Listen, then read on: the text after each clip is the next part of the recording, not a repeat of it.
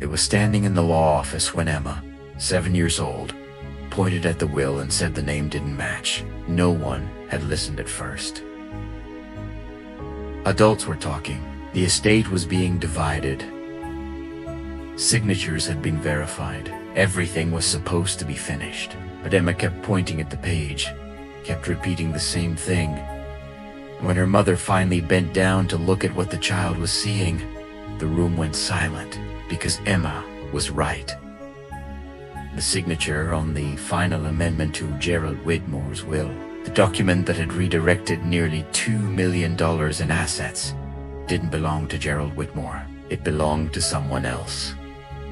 Someone who had been dead for 3 years before the document was supposedly signed. This is the story of how an inheritance that seemed settled became a nightmare that destroyed a family, and how the smallest voice in the room saw what everyone else had missed. Let me take you back to where this began. Gerald Whitmore died on October 14th, 2023, at the age of 70. He had been a commercial real estate broker in Portland, Oregon, for nearly 4 decades. Successful, but not wealthy by extraordinary standards. He owned his home outright, had rental properties in 2 states, retirement accounts, and a life insurance policy. The total estate was valued at just under $2.3 million. He left behind 3 children. Michael, 46, his eldest son, a high school teacher in Beaver. Rachel, 43, a nurse practitioner living in Seattle. And David Seatiate, who managed a small chain of fitness centers in Eugene. Gerald's wife, Patricia, had died 6 years earlier from ovarian cancer. Since her death, Gerald had become quieter, more withdrawn. He still worked, but he spent more time alone. His children visited, but not often. Michael came by every few weeks. Rachel called on weekends. David, the youngest, had always been the most distant, both geographically and emotionally. Gerald's health had been declining for 2 years before his death. Diabetes, high blood pressure, early kidney disease. He knew he wouldn't live forever, and he'd been meticulous about his estate planning. He worked with an attorney named Leonard Koss, a man he'd known since the 1990s. Gerald updated his will in 2018, then again in 2021. The 2021 will was straightforward. The estate would be divided equally among his 3 children. Michael, Rachel, and David would each receive 1/3. There were small bequests to charity, some personal items designated for grandchildren, but the bulk of the estate was split evenly. Fair. Clean. Exactly what everyone expected, and then Gerald died. The funeral was held on a gray Saturday in October. Family came from 3 states. There were tears, reminiscing, old photographs displayed on tables. Michael gave a eulogy describing his father as principled and fair. Rachel spoke about how Gerald had taught her to be independent. David said very little, but stood quietly in the back. Afterward, at the reception, the siblings spoke briefly about the estate. They knew the will existed. They knew it had been updated. None of them expected surprises. Their father had always been direct, always fair. 2 weeks later, Leonard Koss called a meeting at his office in downtown Portland. Michael, Rachel, and David were all asked to attend. The meeting was scheduled for November 1st, 10 in the morning. That's where the family learned everything had changed. Leonard Koss was in his late 60s. White-haired, formal in manner. He sat behind a heavy wooden desk with the will in front of him. Michael, Rachel, and David sat across from him. The mood was somber but calm. Leonard began by expressing his condolences again. Then he opened the file. He explained that Gerald had made a final amendment to his will. It was dated April 9th, 2023, 6 months before his death. This amendment, Leonard said, significantly altered the distribution of the estate. Rachel leaned forward. What kind of amendment? Leonard read from the document. The amendment revoked the equal distribution. Instead, David, the youngest son, was now the primary beneficiary. He would receive 70% of the estate. Michael and Rachel would each receive 15%. The room went still. Michael asked Leonard to repeat what he just said. Leonard did. 70% to David, 15% each to Michael and Rachel. Rachel's voice was tight. Why? Leonard said he didn't know. Gerald hadn't explained his reasoning. And attorneys don't require explanations for amendments. The document was legal, properly witnessed, and signed by Gerald. David sat silent, staring at his hands. Michael asked if he could see the document. Leonard slid it across the desk. Michael scanned it, his jaw tight. Rachel looked over his shoulder. The language was formal and clear. 70% to David the rest divided between the remaining children.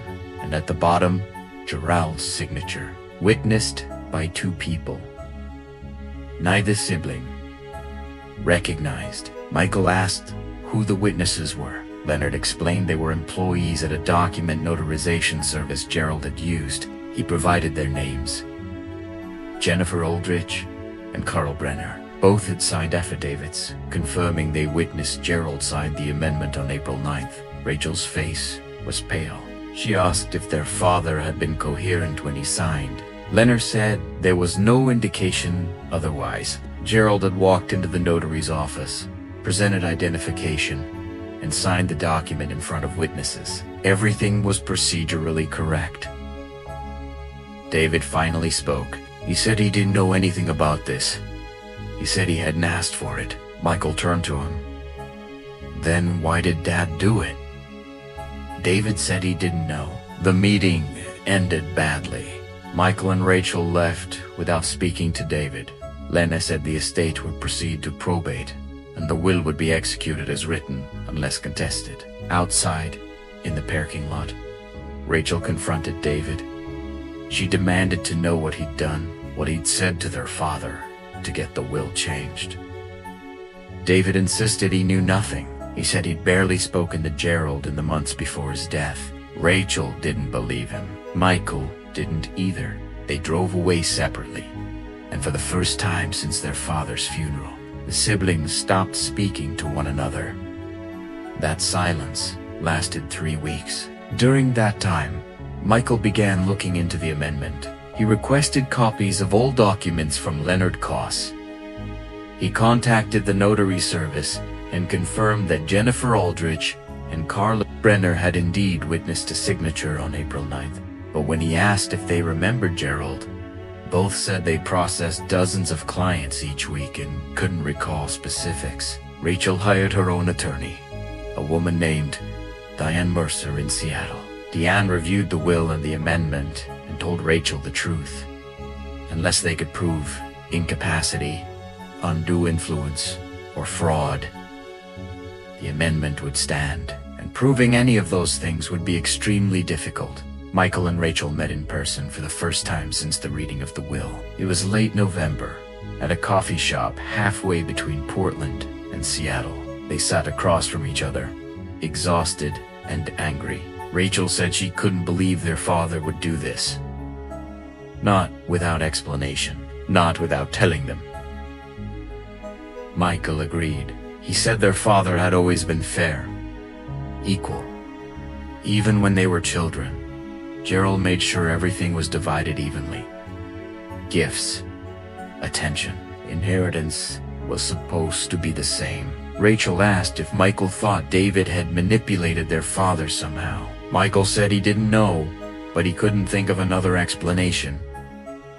They decided to contest the will. Diane Mercer agreed to represent both of them.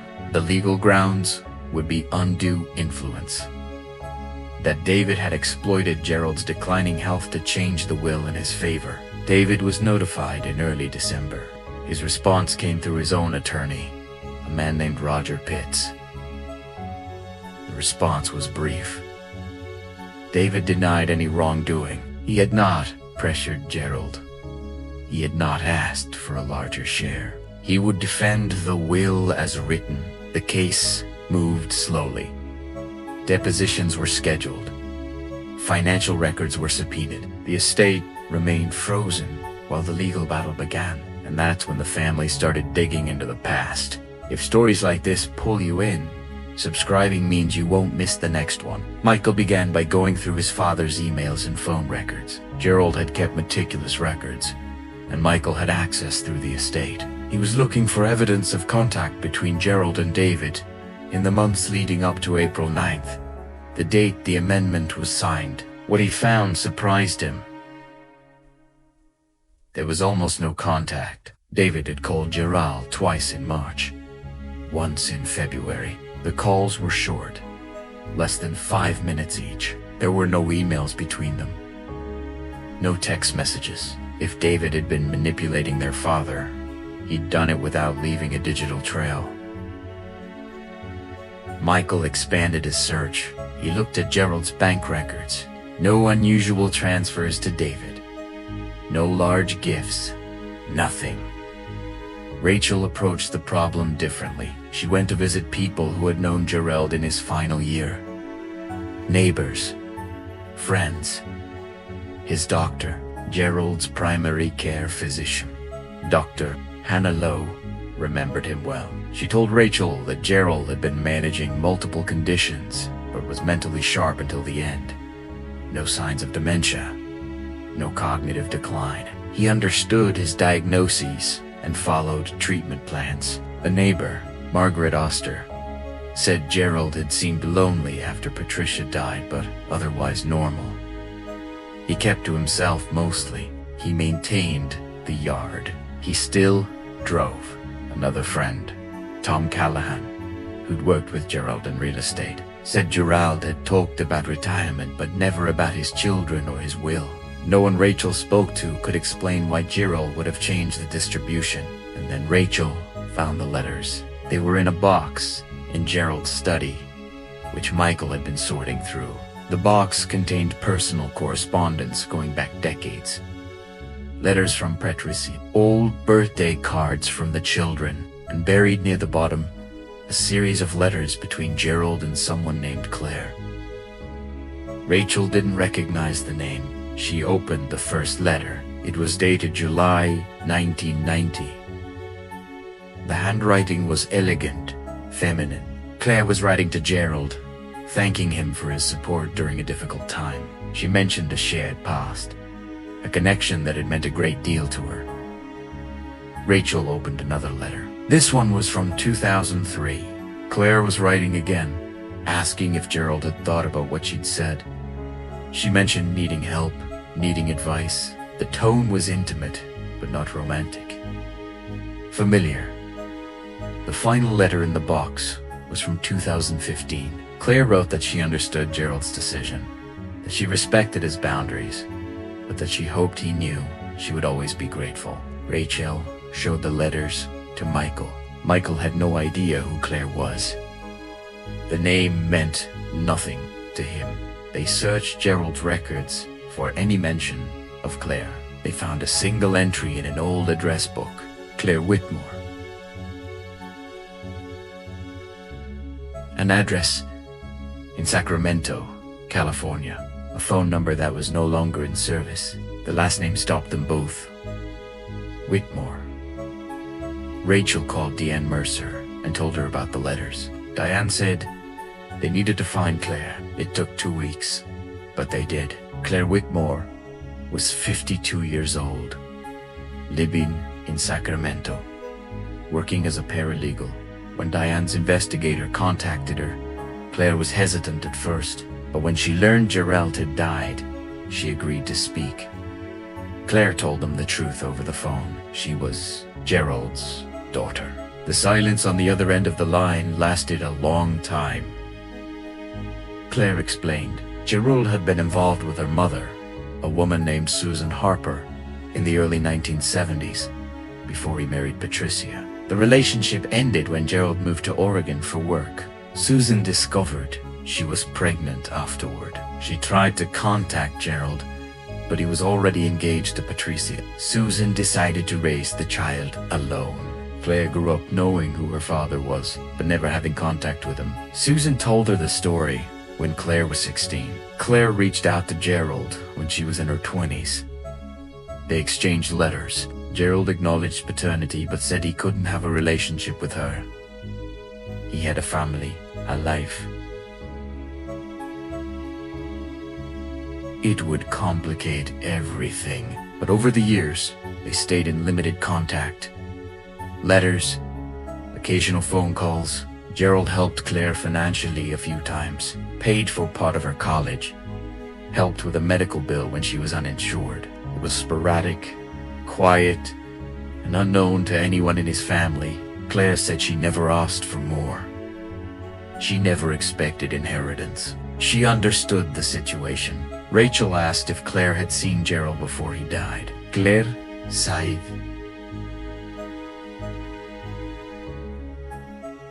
No, they hadn't spoken in years.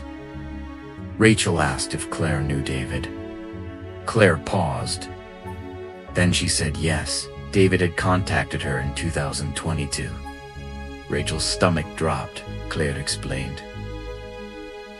David had somehow found out about her. She didn't know how. He called her in the summer of 2022 and said he knew she was Gerald's daughter. He said he thought it was unfair that she'd been kept secret. He said she deserved to be acknowledged. Claire had been wary. She didn't know David, but he seemed sincere. They spoke a few times over the phone. David asked about her relationship with Gerald. He asked if she'd ever wanted to be part of the family. Claire told him the truth. She'd made peace with the situation. She didn't want to disrupt anything. David said he understood. And then he stopped calling. Claire hadn't heard from him since. Rachel asked for the exact dates of those calls. Claire checked her phone records and provided them. July 2022. 3 calls over 2 weeks. Rachi thanked Claire and ended the conversation. She called Michael immediately. David had known about Claire for over a year before Gerald changed his will. He'd contacted her. Talk to heir. And then 6 months later, Gerald signed an amendment giving David 70% of the estate. Micah said it wasn't proof of anything. Rachel said it was proof David had been digging into Gerald's past. Proof he knew about the secret daughter. And maybe proof he'd used that information somehow. They brought this information to Diane Mercer. Diane said it was circumstantial, but significant. It established that David had been investigating Gerald's history, and had discovered something Gerald wanted kept hidden. The question was, had David used that knowledge to pressure Gerald into changing the will? Diane scheduled a deposition with David for early February. The deposition took place in a conference room in Eugene. David sat across from Diane, with his attorney Roger Pitts beside him. Michael and Rachel were present but did not speak. Diane asked David directly, "Did you contact Claire Whitmore in 2022? David said yes. "Did you know she was your father's daughter?" "Yes." "How did you find out about her?" David hesitated. Then he said he'd found letters in Gerald's house when he visited in early 2022. Gerald had asked him to help organize some boxes in the attic. David came across the letters from Claire. He read them. He realized what they meant. "Did you confront your father about Claire?" "No." "Why not?" David said he didn't think it was his place. It was Gerald's private matter. "Then why did you contact Claire?" David said he was curious. He wanted to know if she was real, if the letters were legitimate. "Did you tell your father you'd contacted her?" "No." "Did you tell your father you knew about her?" David looked down. "No." Diane pressed. "So you discovered your father had a secret daughter, contacted her without his knowledge, and never told him you knew?" David said that was correct. "Did you ever mention Claire to your father in any conversation?" David paused. Then he said he might have mentioned her indirectly.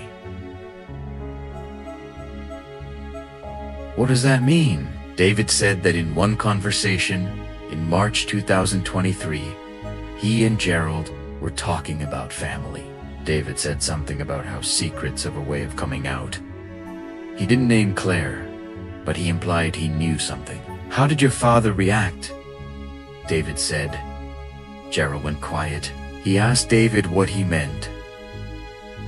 David said he didn't elaborate. He just said that everyone has things they don't talk about. "Did your father seem upset?" "Yes." "Did he ask you directly if you knew about Claire?" "No." "Did you bring up the will at any point?" "No." "Did your father bring it up?" David hesitated. "Yes." "When?" "A few weeks later. Late March." "What did he say?" David said Gerald called him and said he'd been thinking about the estate. He said he wanted to make sure David was taken care of. He said he knew David had been struggling financially and that he wanted to help. "Had you been struggling financially?" David admitted he had. His fitness centers were not doing well. He had debts. "Did you ask your father to change the will?" "No." "Did he tell you he was going to change it?" "Not directly. He just said he wanted to make things fair." "Fair how?" David said he didn't know. Gerald didn't explain.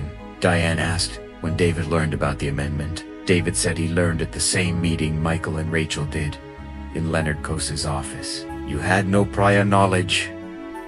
"None." Diane didn't believe him. Neither did Michael or Rachel.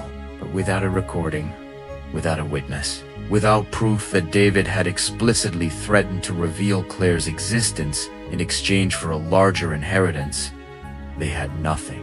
Roger Pitts, David's attorney, argued that Gerald had changed his will of his own free will. There was no evidence of coercion. David had not asked for money. He had not made threats. Gerald had simply decided to give his youngest son a larger share, possibly because he knew David needed it. The deposition ended inconclusively. Diane told Michael and Rachel the truth.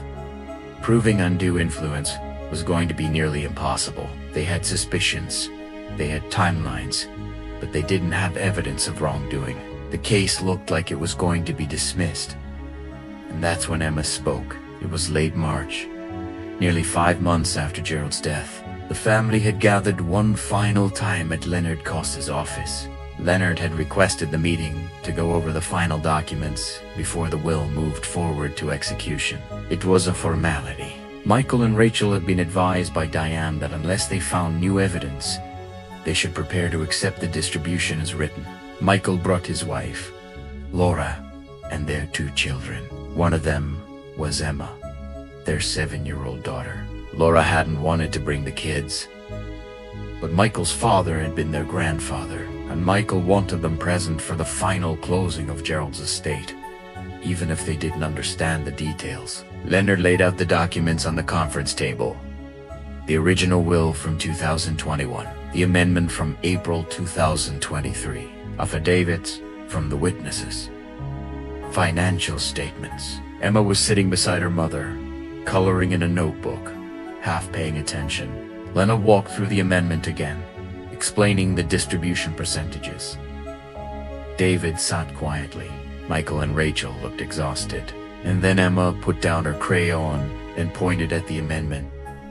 She said, "That's not Grandpa's name." Laura told her to be quiet, that the adults were talking, but Emma kept pointing.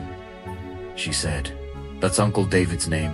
Laura looked down at the page. She didn't understand what Emma was talking about. Emma pointed at the signature line at the bottom of the amendment.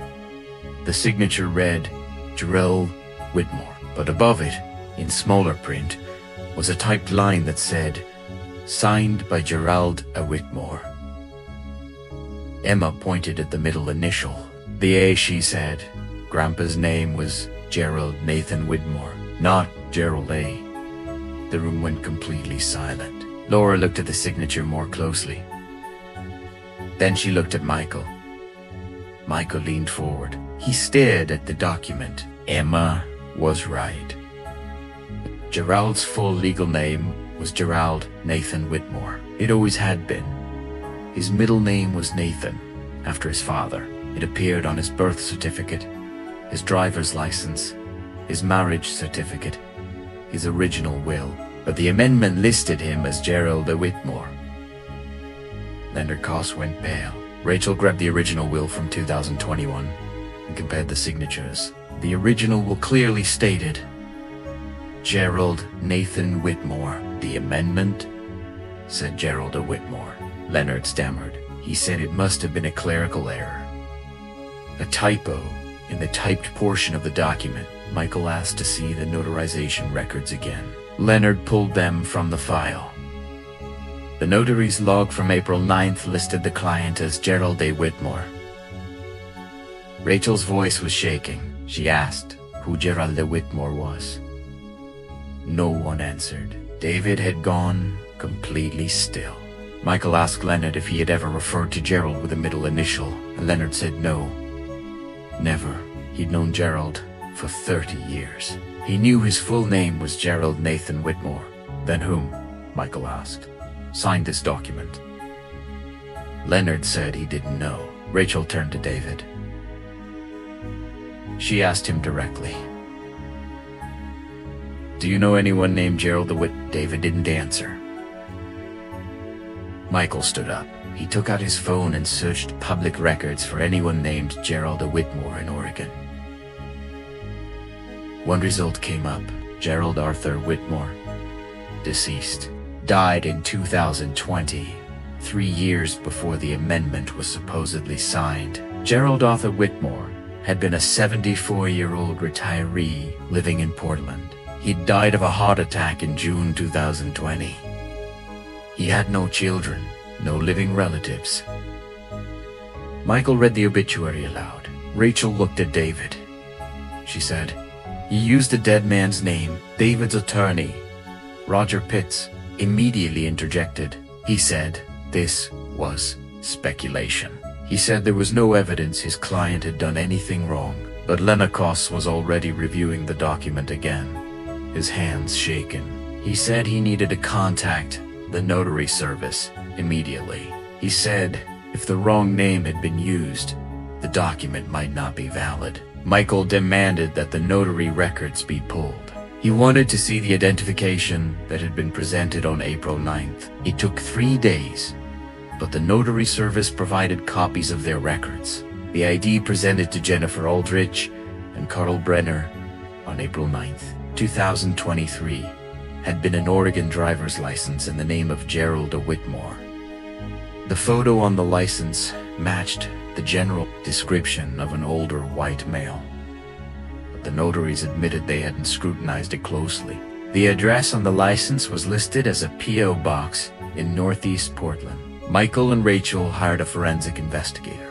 The investigator confirmed that the driver's license was fraudulent. It had been created using information from the deceased Gerald Arthur Whitmore, with a photo of someone else. The investigator obtained security footage from the notary office from April 9th. The footage showed a man in his 60s, wearing glasses and a baseball cap, entering the office at 2:15 in the afternoon. He signed a document as Gerald A. Whitmore and left. The man in the footage was not Gerald Nathan Whitmore. Rachel asked if the footage was clear enough to identify who the man actually was. The investigator enhanced the footage. The face was partially obscured, but the build, the gait, the clothing, all matched descriptions of someone Michael and Rachel both recognized. It was Walter Pine, David's business partner. Walter Pine was 63 years old, co-owner of the fitness centers David managed. He and David had known each other for 15 years. Walter had been struggling financially, just like David. They'd both invested heavily in expanding the business, and both were deeply in debt. Michael and Rachel brought this evidence to the authorities. The case was turned over to the Oregon State Police for investigation of fraud and forgery. David was questioned. Walter Pine was questioned. Walter admitted everything. He said David had asked him to do it. David told him about Gerald's declining health, about the will, about how David needed money to save the business. David said their father would never give him a larger share willingly, so they needed to create an amendment themselves. David provided the template. Walter obtained a fake ID, using the name of the deceased Gerald Arthur Whitmore. They chose that name specifically because it was close enough to Gerald Nathan Whitmore that a casual glance wouldn't catch the discrepancy, but different enough that if the fraud was ever discovered, they could claim it was an innocent error. Walter went to the notary, presented the fake ID, and signed the document as Gerald O. Whitmore. The notaries didn't check closely. The signature was witnessed. The document looked legitimate. David then brought the amendment to Leonard Koss, claiming Gerald had signed it at a notary service and that Leonard just needed to file it with the estate. Leonard, trusting his longtime client's son, had done so. The fraud had almost worked. If Emma hadn't noticed the middle initial, the amendment would have been executed. David would have received 70% of the estate. Michael and Rachel would have lost over $1 million. David was arrested in early April 2024.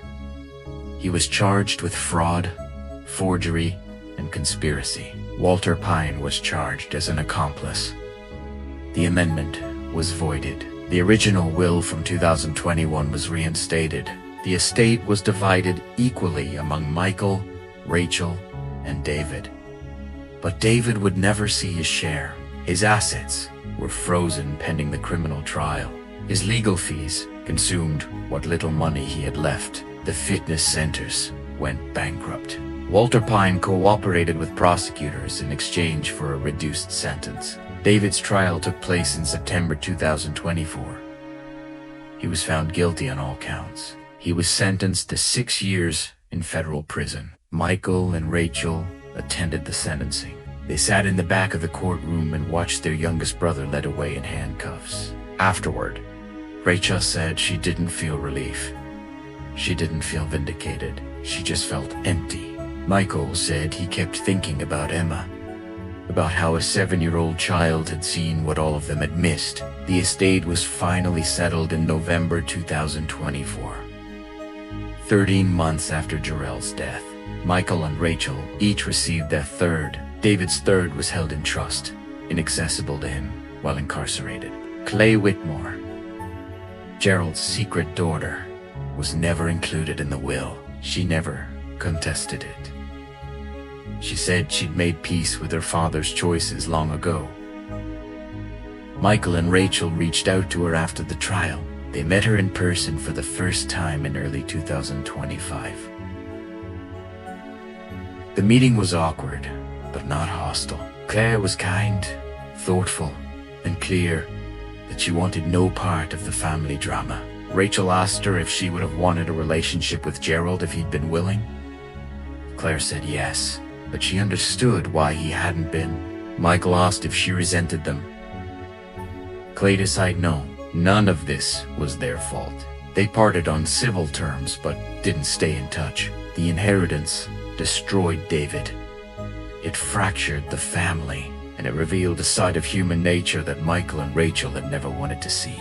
Michael later said the worst part wasn't the betrayal. It was realizing how long David must have been planning it. The moment he found those letters in Gerald's attic, he'd started calculating. He'd contacted Claire, not out of curiosity, but to confirm she existed. He'd used that knowledge to unsettle Gerald, to plant doubt, to create fear that the secret might come out. And when Gerald, shaken and anxious, mentioned wanting to make sure David was taken care of, David saw his opportunity. He didn't have to ask for a bigger share. He just had to let Gerald think that giving David more would ensure his silence. But Gerald never actually changed the will, because David and Walter forged the amendment themselves. The cruelty of it, Michael said, was that their father died, believing his children would be taken care of. He died not knowing what David had planned. He died thinking the will was fair and settled. And David let him die thinking that. Rachel stopped speaking to David entirely. She didn't visit him in prison. She didn't write. As far as she was concerned, her brother was gone. Michael struggled more. He visited David once. 6 months into his sentence, they sat across from each other in a visitation room, separated by plexiglass. Michael asked David why. David said he was desperate. He said the business was failing. He was going to lose everything, and he didn't know what else to do. Michael asked if he'd thought about what it would do to the family. David had said he had, but he'd convinced himself they wouldn't find out. He'd convinced himself it would work. Michael asked if David was sorry. David said he was, but Michael didn't believe him. Michael left and never went back. Emma, the little girl who noticed the signature, doesn't remember much about that day in Leonard Cose's office. Her parents don't talk about it around her.